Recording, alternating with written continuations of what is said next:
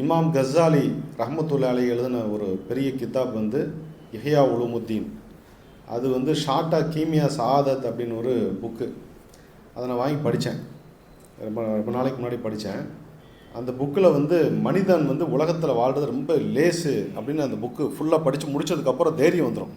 பெருசாக ஒன்றும் இல்லைப்பா, கொஞ்சம் சாப்பிட்டா போதும், உசுறு வாழ்ந்துடலாம், ஒரு கூரையை போட்டு கூட வாழ்ந்துடலாம் அப்படின்னு சொல்லிகிட்டே வரும்போது அவர் என்ன சொல்லுவார்னா, அந்த மருத்துவத்தை பற்றி என்ன பண்ணுறது அப்படிங்கும்போது, மருத்துவம் என்பது ஒவ்வொருவருக்கும் அல்லாஹு தாலா அவன் வழி காட்டுவான், அந்த வழியில் போய்க்கணும்.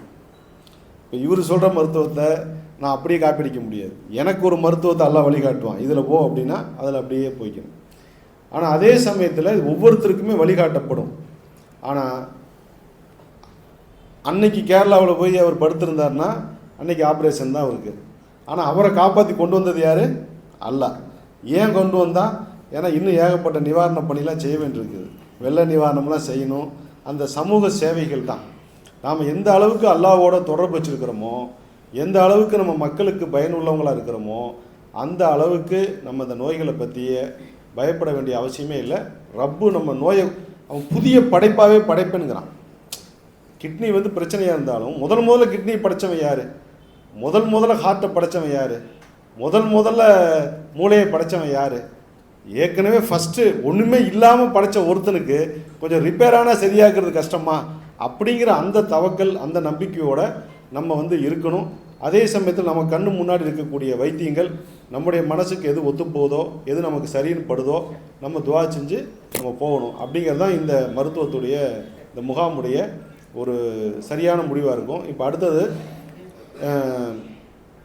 நம்முடைய எம்எம் கிளினிக் டாக்டர் யாக்கூப் அவர்கள் இந்த மருத்துவ முகாமுடைய அவசியத்தை, அவருடைய அனுபவத்தை இப்போ சொல்லுவாங்க இன்ஷா அல்லாஹ்.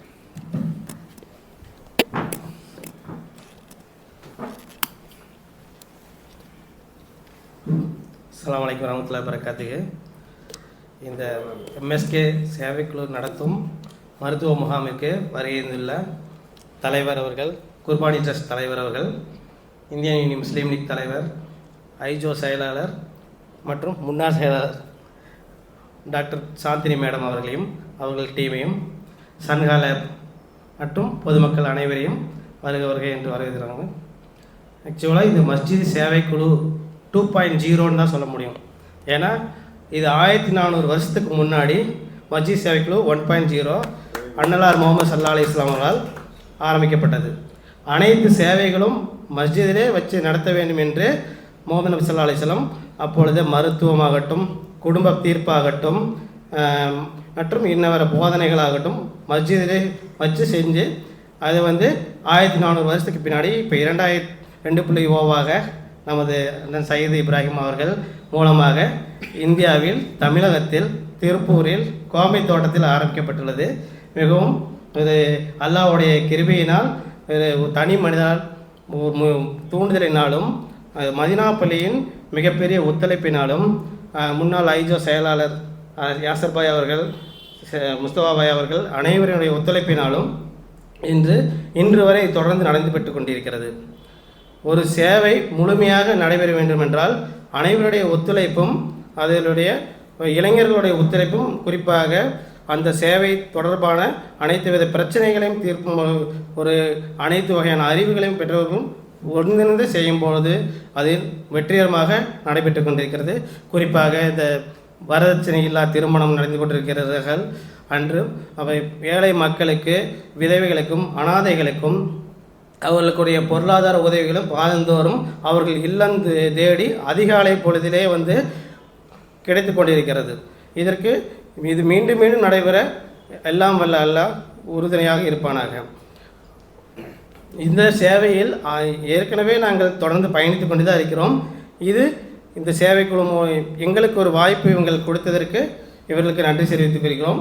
இது மருத்துவ முகாம் என்பது மக்களுடைய சர்க்கரை நோய் அவங்களுக்கு ஆரம்பத்தில் வந்து கண்டுபிடிச்சு அவங்கள வந்து என்ன மாதிரி இருந்து இது எப்படி வந்து இது வெல்ல முடியும் அப்படிங்கிறதுக்காக இந்த சேவைக்குழு மருத்துவ முகாமில் நாங்கள் ஏற்பாடு செய்திருக்கிறோம். சர்க்கரை நோய் என்று பெருசாக பயப்படுற மாதிரி இல்லை. இதை வந்து நம்ம தீர்க்கிறதுக்கு நம்ம மார்க்கம் சொல்லி கொடுத்த போதனைகளை பின்பற்றி போதும் அதிலே 70% வந்து நம்ம வெற்றிடலாம். நம்ம வந்து கரெக்டாக சாப்பிட்றோமா, கரெக்டாக தூங்குறோமா, கரெக்டாக வந்து பிரார்த்தனைகளை கரெக்டாக செய்கிறோமா, எதுவுமே கரெக்டாக இல்லை. அது மாறும்போது உடம்பு அது மாறிடுது. அப்போ வந்து மனிதன் வந்து நன்மையை வந்து செய்கிறது அவனுக்காகத்தான், மனிதன் வந்து தீமை செய்கிறது அது அவனுக்கு மட்டும்தான் தீங்கு செய்கிறான். இறைவன் யாரையும் வந்து உனக்கு ஒருத்தருக்கு நன்மை செஞ்சுட்டு ஒருத்தருக்கு தீமை செய்யணும் அவன் இறைவன் விரும்புறதில்லை. அவன் இறைவனோட விடுத்த வரம்புகளை மீறி நடக்கும்போது இதாகுது. அதனால் வந்து மருத்துவம் பார்க்குறது வந்து ஒரு 30% தான். நம்மளோட வாழ்வியல் மாற்றத்தை கொண்டு வந்தாவே 90% வந்து நம்ம சர்க்கரை நோயாகட்டும், ப்ரெஷர் ஆகட்டும், மன உளைச்சல் ஆகட்டும், எல்லாத்தையும் நம்ம கரெக்ட் பண்ணிடலாம். அதனால் உணவு பழக்கத்தை கரெக்ட் பண்ணணும். அடுத்து சரியான ஓய்வு எடுக்கணும், சரியான நேரத்தில் வந்து உறங்கணும், அதிகாலை எழுந்திரிக்கணும். திருப்பூர் மட்டும் இல்லை, இப்போ வளர்ந்து கொண்டிருக்கிற எல்லா சிட்டியும் பார்த்தீங்கன்னா நைட்டாக அப்படின்னு சொல்லி கண்டுபிடிக்கவே முடியறதில்லை. எத்தனை மணி நேட்டாலும் சுற்றிக்கிட்டே இருக்கிறாங்க. மெட்ராஸு, பெங்களூர், கோயம்புத்தூர், திருப்பூர், சின்ன சின்ன தெருவில் கூட பொழுதுனைக்கு நடந்துட்டு தான் இருக்கிறாங்க. அவங்க எப்போ தூங்குறாங்க, எப்போ சாப்பிட்றாங்கன்னு தெரிய மாட்டேங்குது. இதை வந்து அவங்க ஒரு மாற்றம் கொண்டு வந்தால் போதும். மருத்துவத்தை பற்றி அவங்க பயப்பட தேவையில்லை. எந்த மருத்துவம் வேணால் செஞ்சுக்கங்க, இல்லை மருந்தே சாப்பிடாமல் இருங்க. உங்களுக்கு தேவையான ஓய்வை நீங்கள் கொடுக்கணும், உடலுக்கு தேவையை கொடுக்கணும். ஒரு வண்டிக்கு பெட்ரோல் போட்டால் தான் வண்டி ஓடும். பொழுதுனைக்கு அந்த வண்டி ஓடிட்டே இருந்தால் இன்ஜின் சீஸாகத்தானே செய்யும். அதே மாதிரி தான் நீங்கள் சரியான உடலுக்கு வந்து ஒரு ஓய்வை கொடுங்க. அதை வந்து சரியான முறையில் உடலை பயன்படுத்துங்க. யோகா செய்ய சொல்கிறீங்க, இப்போ ட்ரெண்ட் ஆகிட்டு இருக்கு. நம்ம 5 நேரம் தொழுகையிலே சிறந்த யோகான்னு சொல்லிட்டு அந்த காலத்தில் ரசூலுல்லாஹி ஸல்லல்லாஹு அலைஹி வஸல்லம் காட்டி கொடுத்துட்டு போயிட்டாங்க. அதையும் நம்ம ஃபாலோ பண்ணணும்.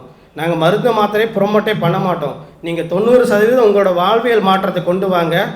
என்ன சாப்பிடணும், என்ன சாப்பிடக்கூடாது அப்படிங்கிறத நீங்கள் கொண்டு வாங்க. நாங்கள் மருந்து மாத்திரை நாங்கள் கொடுக்க மாட்டோம். நாங்கள் தேவையே இல்லை, உங்களோட திருப்திக்காக இங்கே வந்ததுக்காக ஒரு சத்து மாத்திரை வேணால் தர்றேன் அப்படின்னு சொல்லி திருப்பி அனுப்பிச்சிடுவோம். எங்களுக்கு வந்து அல்லாஹ்வோட அருள் இருந்தால் போதும். அஸ்ஸலாமு அலைக்கும் வரஹ்மத்துல்லாஹி வபரகாத்துஹு.